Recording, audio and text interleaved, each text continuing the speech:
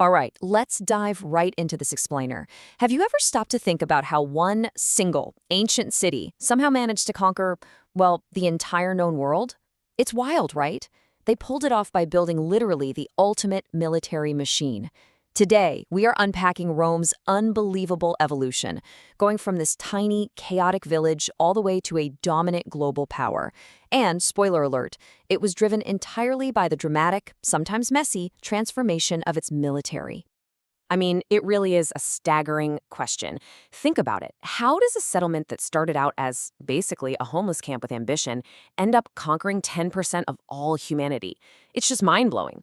But the answer actually lies entirely in how Rome transformed its forces. They went from a reactive, sort of retaliatory militia to a highly structured, fiercely professional standing army. Here is our roadmap for today. 1. Rome's humble origins. 2. The villain arc begins. 3. Armies loyal to generals. 4. The professional army reforms. 5. When soldiers rule Rome. And 6. The empire's final collapse. Okay, just to set our mental map here, Rome existed in 3 distinct eras over vast stretches of time. Each of these eras was marked by massive shifts in how they managed power, governance, and ultimately, violence. So they started as a kingdom in the 8th century BC, right? Then, fed up with cruel kings, they transitioned into a republic around 509 BC. And finally, they became an empire in 27 BC. Section 1. Rome's humble origins. So, Rome's legendary founder, Romulus, found himself desperately needing people for his new city. His solution? He essentially just declared it an asylum city. He populated his new home with pretty much whoever was on the run. We're talking runaway slaves, debt dodgers, exiles, criminals, you name it. He created a literal camp of chaotic men with a whole lot of ambition. And because of that, violence was just baked into the city's DNA right from the absolute start. Moving on to Section 2. The villain arc begins. Now, this scrappy village wouldn't stay peaceful for long. Early on, Rome wasn't the only crew that liked to plunder.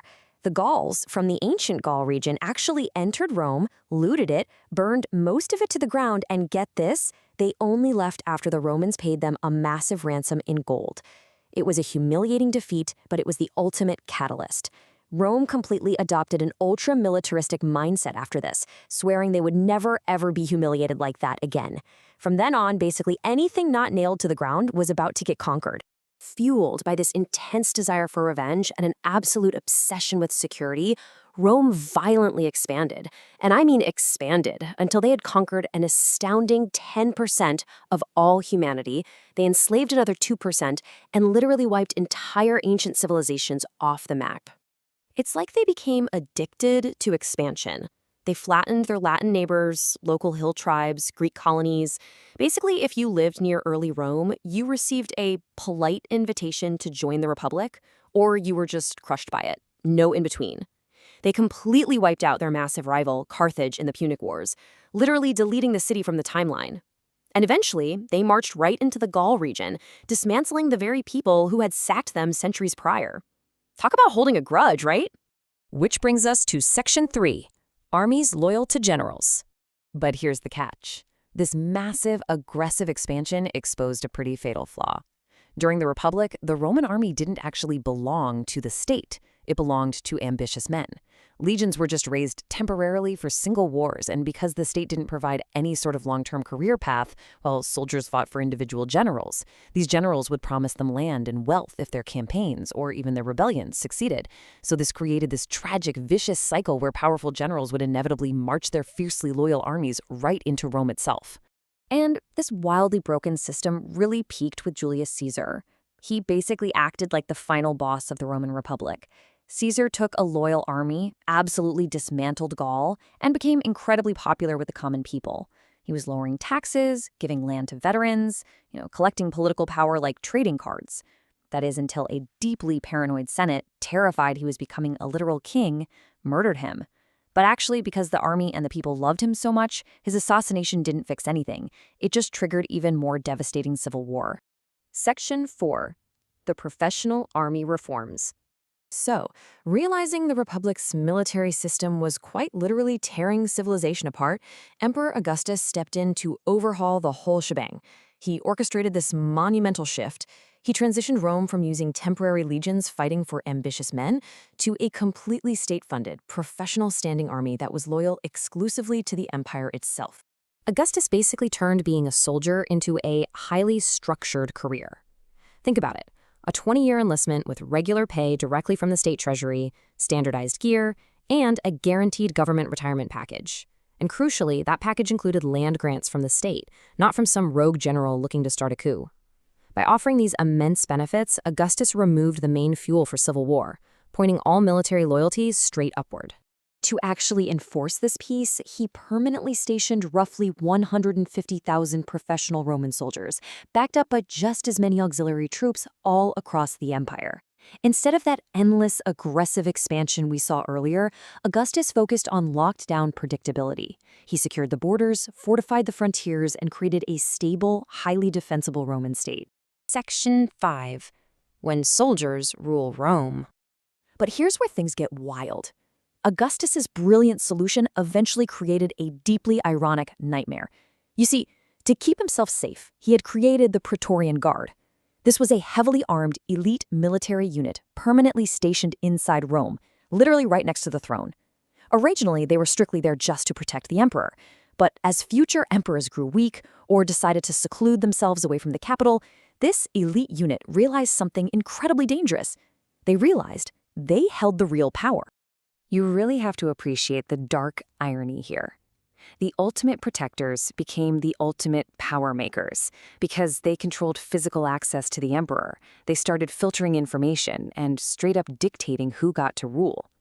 Power completely stopped flowing through traditional institutions. Instead, it started flowing through whoever controlled the swords closest to the throne. And man, the chaotic escalation was rapid. In 37 AD, the Praetorian Guard actively chooses Caligula. But when he gets a bit too cocky by 41 AD, they just kill him and immediately pick his uncle, Claudius, to replace him. By 69 AD, famously known as the Year of the Four Emperors, legitimacy is completely dead, and armies all across the empire are just fighting to put their own guy on the throne. The absolute low point hits in 193 AD, when the Praetorian Guard literally auctions off the title of emperor to the highest bidder. I mean, no way, right? The rule of law was totally replaced by the rule of the sword. All right, Section 6. The empire's final collapse. This internal military rot perfectly set the stage for Rome's final undoing from the outside. To really understand the fall, we have to look at a stark contrast in living conditions at the time. Inside the Roman Empire, despite its brutality, there were paved roads, written laws, systemic security, and grain supplies that could actually absorb shocks like famine. But outside the empire, life was rural, decentralized, and completely lacked permanent bureaucracy. Because of this, outsider groups, the so-called barbarians, they didn't necessarily just want to destroy Rome. They desperately wanted access to its security and its wealth. And this desperate desire for security triggered a totally fatal migration domino effect. Let me break it down. In the late 4th century, the fearsome Huns pushed the Goths toward the Roman border. The Goths pleaded for asylum, and Rome actually let them in. But corrupt Roman officials just fumbled the integration entirely. They exploited and literally starved the refugees. Driven to the absolute brink, the Goths revolted, completely destroying a Roman army and killing the emperor himself at the Battle of Adrianople. From then on, a fractured, weakened Rome was stuck in this fatal, desperate cycle, treating away pieces of land to armed, unassimilated groups just to stop them from burning the empire to the ground. As the western half of the empire steadily lost its tax base, its grain, and that once mighty military structure, the last Western Roman emperor was quietly deposed by his own Germanic commander in 476 AD. So, looking at all of this, we have to ask a really profound question. Was Rome actually murdered by barbarians? Or did its own unstoppable, ever-evolving war machine finally crush the very civilization it was built to save? It's a fascinating thought to leave you with. Keep questioning the past, and I'll catch you in the next explainer.